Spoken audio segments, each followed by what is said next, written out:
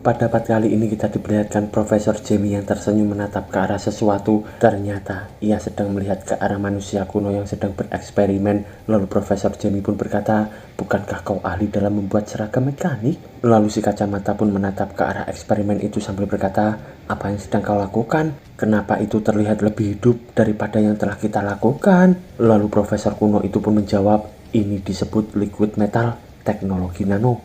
Coba pikirkan, baja saja tidak akan bisa mendukung imperium teknologi kita yang luas, bukan? Di samping itu, mineral yang di bumi tidak mampu mengandung hal-hal biologis yang hebat juga. Namun, liquid metal ini bisa bergerak bebas di angkasa, bahkan bisa berubah bentuk sesuai dengan apa yang kau pikirkan. Menghancurkan logam ini sama seperti mencoba untuk menghantam seluruh planet." Di sana, si kacamata pun terkejut berkata, "Bukannya itu berlebihan? Apakah suatu hal seperti ini ada di bumi dulu?" Di sana, Profesor kuno pun menjawab, "Setelah membentuk logam, dia hanya akan seberat 1 gram, namun bisa memanipulasi diri sebanyak-banyaknya." Di sana, si kacamata pun terkejut lagi berkata, "Ini sudah terlalu berkembang. Jika dibandingkan dengan kita, apakah ini benar-benar ada di zaman kuno? Memang seberapa maju teknologi zaman dulu?" Lalu Profesor kuno itu pun menjawab, "Tentunya karena teknologi kita sudah terlalu berkembang, kita seperti halnya sampah ketika kita hidup.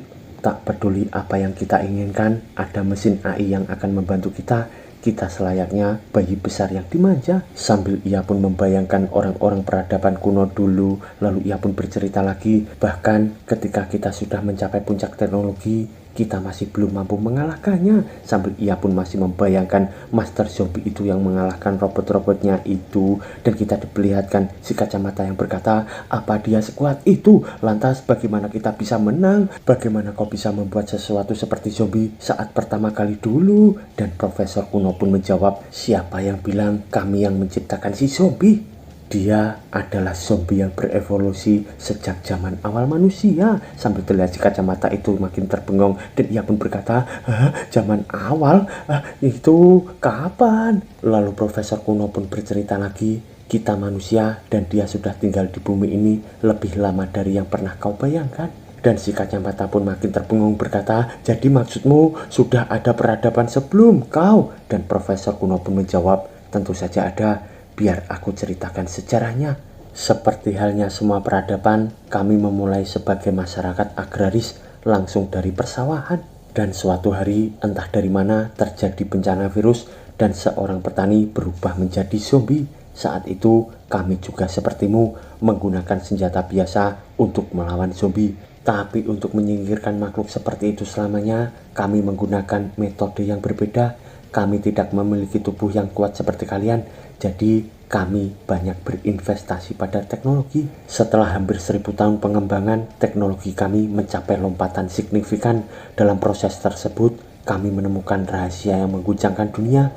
Alasan manusia berubah menjadi zombie dikarenakan virus tersebut sudah bersembunyi di dalam sel-sel genetik, bukan karena infeksi luar. Dan di saat kami meneliti asal-usul peradaban manusia, kami menemukan hal yang lebih menakutkan. Dia sudah ada di sana sejak awal mula peradaban dunia. Dia adalah anomali yang berubah sejak awal mula manusia ada. Pemahaman kami tentangnya sangatlah dangkal. Di saat melacak sel genetik, kami menemukan bahwa ada 6 peradaban manusia sebelum kami. Dan kebangkitan, kejatuhan, serta kehancuran ke-6 peradaban tersebut tidak dapat dipisahkan dari dia. Singkatnya, jumlah peradaban manusia yang dia ratakan lebih dari 1. Sambil terlihat si kacamata di sana makin terbengong, lalu Profesor Jamie pun dari belakang berkata, "Jadi, kau bilang bahwa zombie lebih tua daripada yang kita kira?" Dan Profesor kuno pun menjawab, "Ya, kau tahu sisanya kan? Melihat keberadaan aneh yang muncul di bumi membuat kami sampai ketakutan. Untuk melawannya, kita mempercepat perkembangan teknologi. Setelah kami amati, kemanapun dia pergi, kita memastikan bahwa tidak ada satu manusia pun yang muncul dalam radius 500 km. Kembali lagi, kami mencoba untuk mempelajari perilakunya, genetiknya, dan lain sebagainya." Sambil si kacamata itu pun makin kebingungan dengan penjelasan Profesor kuno itu. Lalu ia pun berkata lagi, "Kami mendorong sains dan teknologi pada aspek yang sangat ekstrim. Kami berpikir bahwa seberapapun kuatnya dia masihlah makhluk hidup yang terbuat dari karbon dan tidak mampu menahan kecepatan cahaya. Tapi pada akhirnya kita masihlah gagal, dan pada akhir kejatuhan peradaban kami untuk melanjutkan peradaban manusia, kami mengubur embrio manusia yang sudah dibuahi di dalam tanah. Dan sepertinya tidak perlu kuceritakan apa yang selanjutnya terjadi. Dan Profesor Jamie di sana pun bertanya, kau mengubur embrio di dalam tanah? Jadi maksudmu generasi kami berasal dari embrio sintetis yang kau ciptakan? Sambil kita diperlihatkan si kacamata di sana yang terdiam shock, lalu Profesor kuno itu pun canggung sambil berkata, wah, tidak perlu gelisah, kami memiliki banyak pria dan wanita yang dapat bereproduksi dengan bebas. Setelah ribuan tahun, genetik kalian mulai berubah. Contohnya, kami tidak pernah mengira bahwa jenius sepertimu akan muncul. Dan disitulah dimana ras manusia unggul. Lalu Profesor Jamie pun berkata, cukup. Aku tidak ingin mendengar hal-hal tidak berguna seperti itu. Aku sudah hampir selesai di sini. Ayo lihat ini. Sambil mereka pun menuju ke arah zombie yang menjadi percobaan itu. Dan si kacamata pun berkata, apakah itu penampilannya? Terlihat seperti mengecewakan kan? Dan Profesor Jamie pun menjawab, dia sudah setengah matang. Tubuh ini berhasil kuciptakan dengan genetik si zombie. Aku belum memberikannya kesadaran, sisanya terserah padamu. Dan Profesor kuno itu pun menjawab, oke, baiklah kalau begitu, mari kita suntikan nanometal ini ke dalam tubuhnya. Dengan ini, kita akan memiliki zombie versi mekanik dengan nanometal paling kuat di alam semesta. Dan tubuh zombie yang tidak bisa mati, seharusnya dia tidak lebih lemah dari zombie yang asli. Tapi tiba-tiba si kacamata di sana pun berkata, tunggu sebentar, apa yang kita ciptakan adalah salinan dari zombie bukan? Apa kau lupa tujuan hidupnya? Dia sedang mencoba hidup berdampingan dengan manusia kan? Jika kita menciptakan sesuatu dengan tujuan hidup yang sama, bukankah dia akan menganggap kita penjahat dan langsung menghabisi kita? Dan Profesor Jamie pun berkata, maka kita bisa memberikannya kesadaran yang sama dengan zombie sekarang. Mari lebih berhati-hati. Kita memahaminya terlalu sedikit. Lalu Profesor kuno pun berkata, bagaimana jika kita memberikannya kesadaran dari zombie di zamanku? Dan si kacamata pun berkata, apa kau tahu psikis zombie di zamanmu? Bagaimana jika dia memutuskan untuk bekerja sama dengan zombie sekarang? Bukankah usaha kita akan sia-sia? Dan Profesor kuno pun menjawab, tidak, aku tidak tahu. Kita tidak tahu apa yang dia pikirkan dulu. Yang kita tahu bahwa ketika dia melihat manusia, dia akan memulai pemusnahan massal. Sambil terlihat si kacamata di sana terkejut, dan ia pun berkata, apa pemusnahan massal? Dan Profesor Jamie pun berkata, tidak perlu memperdulikan apa yang dia pikirkan. Selagi bisa diciptakan, kita akan serahkan sisanya pada takdir. Sambil kita diperlihatkan di sisi lainnya, di pangkalan militer di lautan luas di sana, ternyata di sana terdapat Master Zombie bersama Violet. Dan Master Zombie pun berkata, kenapa kau membawaku ke pantai? Bukankah kita harus di dalam kantormu? Dan Violet pun menjawab, lihat dirimu. Sambil kita diperlihatkan beberapa pesawat di sana terbang dan pangkalan militer itu yang sangat besar di sana. Ternyata di sana terdapat Pak Presiden yang menatap ke arah Master Zombie. Lalu Pak Presiden pun berkata, Ketua Zombie, kau akhirnya di sini. Kita belum bertemu semenjak kita kembali dari negara B kan? Terima kasih sudah menyelamatkanku kemarin. Sambil ia pun langsung memeluk Master Zombie itu. Lalu Pak Presiden pun berkata lagi, memiliki seorang sekuat dirimu di negara A adalah sebuah keberuntungan. Sebagai tanda terima kasih, aku sudah menyiapkan hadiah besar untukmu. Katakan saja apa yang kau inginkan, uang, wanita, ketenaran, atau apa saja, aku bisa mengaturnya untukmu. Jika kau tidak menyukai itu, aku ada sesuatu yang lebih baik. Bagaimana menurutmu tentang Violet dan Lingxi? Sambil Lingxi itu pun hanya terdiam memandang ke arah mereka berdua. Lalu Pak Presiden pun berkata lagi, sepertinya kau tidak tertarik dengan hal-hal seperti itu ya. Jangan khawatir, jika kau tidak menyukainya, aku sudah menyiapkan hal lainnya juga. Akan kuberikan armada kapal ini untukmu. By the way, Momok sangat penasaran bagaimana rupa dari Pak Presiden. Kenapa nggak pernah dilihatin sepenuhnya ya Momok? Lalu Pak Presiden pun berkata lagi, aku akan memberimu semua peralatan ini, 4 pengangkut pesawat dan 60 kapal perang yang berbeda. Dari sekarang kau menjadi versi yang lebih tinggi dari ketua. Dan sekarang setengah kehidupan manusia di negara ini berada di bawah perlindunganmu. Sebaiknya jangan membiarkan mereka mati, oke? Sambil terlihat juga Violet dari kejauhan yang bergumam, sialan, dia benar-benar mempercayai orang ini. Dan Master Zombie pun hanya terbengong. Lalu ia pun berkata, Dan Violet pun berkata juga, apa maksudmu? Aku bahkan tidak memiliki sebuah kapal. Selain kepala departemen, ketua lainnya hanya mampu memiliki angkatan darat dan mengontrol kota besar. Lalu Pak Presiden pun menoleh sambil berkata, perhatian, beri salam pada komandan baru kalian. Dan mereka semua pun berkata, selamat pagi Ketua Zombie. Lalu Pak Presiden pun berkata lagi, orang ini adalah penasihat armada yang kupilih untukmu. Aku mengambilnya dari kementerian. Dia akan mempermudah urusanmu dan mengatur urusan armada kapal. Luncurkan kapalnya. Selamat atas promosi Ketua Zombie. Sambil kita diperlihatkan perayaan peluncuran pertama armada dari Master Zombie itu. Lalu kita dibawa di tempat lainnya. Di suatu lokasi laut terdapat sebuah kapal di sana. Ternyata itu adalah ketua wanita dan ia pun berkata, singkirkan egomu. Kami tidak menghabiskan uang untuk menyewa kalian agar kalian bisa bersenang-senang dan makan di sini. Sambil Asio bersama Agui itu yang hanya terdiam menunduk di sana. Ternyata di sana terdapat Blood Queen yang sedang berdiri bersama anak buahnya juga. Lalu dari belakang Langling pun berkata, Ratu, tolong jangan marah. Kita bisa mendiskusikan beberapa hal dengan damai kan? Saya penasaran kenapa Anda meminta kami kemari. Dan ketua wanita itu pun berkata, pertukaran antara negara A dan negara B akan segera dimulai. Ketika waktunya datang, mereka akan membandingkan kekuatan laut mereka. Aku ingin kau menyelinap ke dalam pasukan mereka dan membuat mereka berperang satu sama lain. Kau bisa melakukannya? Dan Langling pun menjawab, tentu saja saya mampu. Saya ingin tahu berapa Anda ingin membayar kami. Lalu ketua wanita itu pun menjawab, 3.000 ton emas. Sambil terlihat Langling di sana shock berkata, wah, 3.000 ton emas. Dan ketua wanita di sana pun berkata lagi, ngomong-ngomong, aku ingin ratumu menyingkirkan ekspresi menjijikan itu. Sambil Blood Queen itu pun masih menunjukkan wajah seriusnya di sana. Lalu dengan cepat Langling di sana pun mendekat ke arah Blood Queen sambil berkata, Ratu, Anda perlu lebih tenang. Apa Anda lupa tentang utang kita? Bajingan hitam itu memberikan bunga utang tinggi sampai 40% kan? Memerlukan ribuan tahun bagi kita untuk mengembalikannya kan? Lalu Blood Queen itu pun mendekat ke arah ketua wanita dan Asio di sana pun mencegat sambil berkata, apa yang kau inginkan?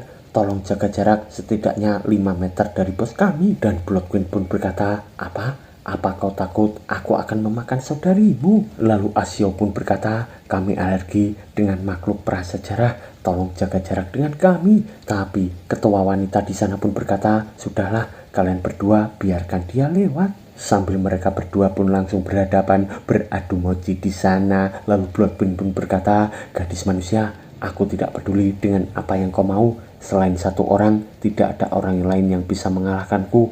Jadi jika kau ingin aku beraksi, itu akan menjadi paket terpisah. Lalu ketua wanita itu pun berkata, selagi kau dapat mengakibatkan konflik bagi mereka, itu akan menjadi mudah dan deal. Sambil mereka pun menyetujui kerjasama untuk melawan Master Zombie. By the way, untuk membayar bunga tinggi utang, Blood Queen yang menyedihkan tidak punya pilihan lain selain merendahkan dirinya dan bekerja sama dengan orang lain. By the way, kembali di masa sekarang ya Mok, konferensi antara dua negara akan segera dimulai. Sambil kita diperlihatkan suasana ramai di kota itu dan reporter di sana pun berkata, kawan-kawan dan keluarga di dalam ruangan dan di depan layar, salam. Kalian sedang menonton stream ini di negara B. Pertukaran antara dua negara akan segera dimulai. Walaupun pertukaran antara dua negara sudah berjalan selama ratusan tahun, kami akan tetap menjelaskannya. Sejak kejatuhan peradaban manusia, kita telah bersembunyi dari para zombie. Bahkan sekarang, kita masih terperangkap di dalam kota-kota. Dengan demikian, kita menginvestasikan banyak sumber daya untuk mengembangkan militer untuk mempertahankan diri kita. Walaupun dua negara terpaut jauh, kita masihlah ras yang sama. Jadi setiap 4 tahun kami mengadakan pertukaran. Di tahun ini acara diselenggarakan di lautan lepas yang akan disiarkan ke seluruh dunia. Tujuan dari pertukaran kali ini untuk merebut pulau dan menunjukkan kekuatan militer kepada para warga. Ini merupakan janji kepada seluruh masyarakat bahwa militer kita dapat melindungi keluarga masyarakat sekalian. Reporter kita akan bekerja dengan negara A untuk meliput acara tersebut. Sambil kita diperlihatkan sebuah pantai di sana dan sekarang ini kepala negara A dan juga jenderal kami sudah berkumpul di Pulau Gua. departemen yang lain akan datang besok. Sekarang akan diadakan lomba voli pantai sambil kita diperlihatkan beberapa orang yang sudah berkumpul di sana termasuk Rain bersama Snow. Dan kita diperlihatkan banyak penonton laki-laki di sana yang berkata, wow, mereka sangat seksi, mantap. By the way, sekarang ini suasana Pulau Goa sedang berada di puncaknya ya Mo, yaitu puncak rame-ramenya acara di sana ya Mo. Sambil kita diperlihatkan Lingxi di sana yang hanya terdiam memakai bikini yang sangat ketat ya Mo. Sambil kita diperlihatkan juga Ren bersama Snow di sana, dan Snow pun berkata, bahkan jika ini adalah pertunjukan, aku tidak akan mau kalah. Dan Ren pun menjawab, serahkan padaku. Sambil kita diperlihatkan Master Zombie di sana yang hanya terdiam menggunakan kolor. Lalu kita diperlihatkan Violet di sana yang sangat seksi ya Mo. Lalu kita diperlihatkan si ikat merah di sana berkata, tidak ada hal menyenangkan untuk ditonton di sini. Yang menyenangkan untuk ditonton hanyalah pertandingan para wanita. Dan seseorang di sana pun berkata, siapa laki-laki itu? Dia terlihat sangat kurus. Apakah dia ketua untuk acara pertukaran kali ini? Kenapa dia mengenakan topeng zombie? Kukira dia adalah bodyguard presiden. Dia terlihat sangat lemah. Sambil mereka semua pun menatap ke arah Master Zombie, dan Master Zombie pun berkata, apakah Violet mendapatkan kakinya kembali? Dan kepala departemen pun menjawab, benar, biolog itu membuatkan kaki palsu untuknya. Sambil kita diperlihatkan pertandingan itu yang sangat ramai, seseorang pun berkata, mari kita mulai pertandingannya. Dan segeralah Lingxi pun menampol bola itu ke atas, dan seseorang pun berkata, pada pertandingan ini setiap tim berisikan 2 orang. Setiap sisi akan mengirimkan 2 partisipan untuk ikut serta. Tuan-tuan dan nyonya-nyonya, kita beruntung hari ini. Kita akan menyaksikan kekuatan tubuh dari Presiden Negara A dan Jenderal Negara B dengan dekat. Sambil Violet dengan kaki palsunya yang menyerupai kaki asli akan menampol bola di sana. Lalu reporter pun berkata lagi, bola voli kali ini seberat 40 kilo. Orang biasa tidak akan bisa mampu menyervisnya. Sambil kita diperlihatkan para lelaki hidung belang itu yang menatap ke arah Violet yang sedang menyervis bolanya tadi. Dan kita diperlihatkan servis dari Violet itu yang sangat keras. Lalu si kembar Rain itu pun dapat menangkap bola itu. Dan kita diperlihatkan Snow yang akan men-smash. Sambil ia pun emosi berkata, bisakah kau sedikit serius? Ceprok. Ternyata dari depannya terdapat Lingxi yang akan menyemes juga, dan ceprok. Dan mereka berdua pun saling jual beli semesan di sana. Dan tiba-tiba semesan mereka pun mengenai kepala dari Master Zombie, hingga Master Zombie di sana pun hanya terbengong. Lalu terlihat beberapa orang di sana terbengong juga sambil berkata, bukankah ini seharusnya menjadi pertunjukan pembuka? Kepala orang itu sangat keras, kenapa 40 kg tidak mempan padanya? Sambil kita diperlihatkan di sisi lain seseorang lelaki besar dengan gadis bertato di sampingnya yang menatap ke arah pertandingan itu. Dan di sana seseorang pun berkata, hei, itu keluar, negara A 1 poin. Sambil kita diperlihatkan Master Zombie di sana hanya terdiam. Lalu ia pun berlari menuju ke arah sesuatu, dan ia pun tertawa berkata, aku bisa pergi dari sini. Tapi tiba-tiba ia pun langsung terkena bola lagi, hingga ia pun terlihat teler di sana. Dan seseorang pun berkata, hei, yang satu itu sudah keluar. Lalu Ren pun berkata, bacot, kalian jelas menyentuhnya kan? Dan di sana wasit pun berkata, kedua tim mendapatkan 1 poin, lanjutkan ke set berikutnya. Lalu wasit dengan muka masam pun bergumam, mereka berdua ini selalu saja berkelahi setiap tahunnya. Dan ia pun berkata, jika saat ini kalian mulai berkelahi, pertandingan harus diakhiri lebih awal. Sambil kita diperlihatkan sesosok gadis berkacamata di sana yang menatap ke arah pertandingan itu juga. Dan ia pun mendekat ke arah gadis bertato itu sambil memandangi Master Zombie. Di sana ia pun berkata, Butterfly, hati-hati, jangan sampai tertangkap olehnya. By the way, gadis bertato itu namanya Butterfly ya Mo. Sambil mereka berdua pun masih menatap ke arah Master Zombie itu yang sedang memegang bola voli. Tapi tiba-tiba Butterfly menoleh ke belakang. Ternyata gadis itu pun memakai baju yang sangat minim ya Mo. Dan Butterfly pun hanya terdiam menatap gadis itu. Lalu ia pun berkata, tenang saja, sudah berabad-abad sejak aku bertarung melawannya, dia pasti sudah melupakannya. Selain itu, lihatlah dia sangat konyol. Sambil kita diperlihatkan Master Zombie itu yang membuang bola itu dan mantul ke kepalanya lagi. Lalu Butterfly pun berkata lagi, dalam penampilannya yang sekarang, dia hanyalah orang yang bodoh. Melihatnya sekarang, sulit dipercaya bahwa dia akan menjadi ancaman bagi kita. Lalu gadis berambut putih itu pun berkata, kita sudah lama mengintai negara B. Aku tidak menyangka akan bertemu dengannya di sini. Ini kali pertama aku bertemu dengannya. Dan Butterfly pun berkata lagi, sekarang bukan waktunya untuk berkumpul. Dia terlalu berbahaya. Ingatan menyakitkan itu masih ada di benakku hingga hari ini. Sambil ia pun membayangkan sebuah roket di sana. Lalu Butterfly pun berkata lagi, perasaan putus asa yang dia bawa kepada kita, tekanan yang tidak tertahankan, rasa sakit karena dipaksa meninggalkan kampung halaman. Bahkan hingga hari ini aku masih tidak bisa melupakan momen itu. Sambil terlihat tatapan emosi dari Butterfly itu yang masih menatap ke arah Master Zombie, dan kita diperlihatkan teman dari Butterfly itu yang berotot kekar di sana yang sedang emosi juga. Dan Butterfly pun berkata, tenanglah. Dan orang itu pun menjawab, ya. Sambil terlihat gadis berambut putih itu yang melirik, ternyata Butterfly digendong oleh lelaki itu. Dan Butterfly pun berkata, ingat, tujuan kita di sini bukan untuk melawannya. Bertindak gegabah akan berakibat fatal. Kau tidak ingin sendirian di tempat seperti ini kan? Sambil ia pun berbicara dengan gadis berambut putih itu. Lalu Butterfly pun berkata lagi, Niai, aku tahu kau tidak suka tidur, jadi aku tidak akan pergi beristirahat dulu. By the way, gadis berambut putih itu bernama Niai ya mo. Lalu Butterfly pun berkata lagi, kau tinggallah di sini dan awasi dia. Tapi pastikan untuk tetap jaga jarak. Ingat, yang paling penting saat ini adalah menemukan batasan bajingan itu. Sambil kita diperlihatkan Master Zombie di sana merasakan sesuatu, dan beberapa saat kemudian kita diperlihatkan di ruangan Profesor Jamie di sana terdapat Profesor kuno yang menatap ke arah alatnya, dan ia pun berkata, desainnya sudah selesai. Sepertinya bidang teknisi masih menjadi pekerjaan yang paling cocok untukku. Meskipun rambut rontok adalah masalah besar. Sambil terlihat si kacamata di sana berkata, aku penasaran tentang peradaban kuno yang kau bicarakan sebelumnya.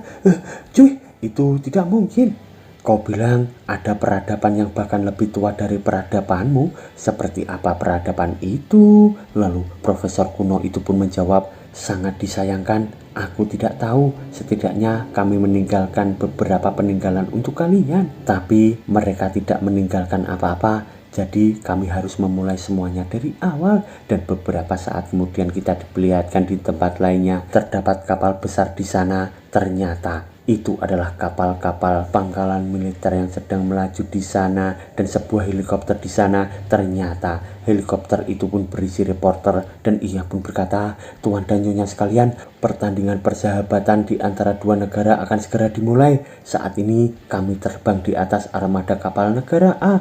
Kami akan melaporkan secara langsung kepada semua orang. Dan beberapa saat kemudian lagi kita diperlihatkan sebuah kantor di sana. Ternyata itu adalah Master Zombie bersama anak buahnya, dan anak buahnya pun berkata, bos, kita akan memulainya sekarang. Sambil kita diperlihatkan Master Zombie dengan menggunakan seragam barunya itu ya mo, seperti jenderal beneran. Dan bersambung mo.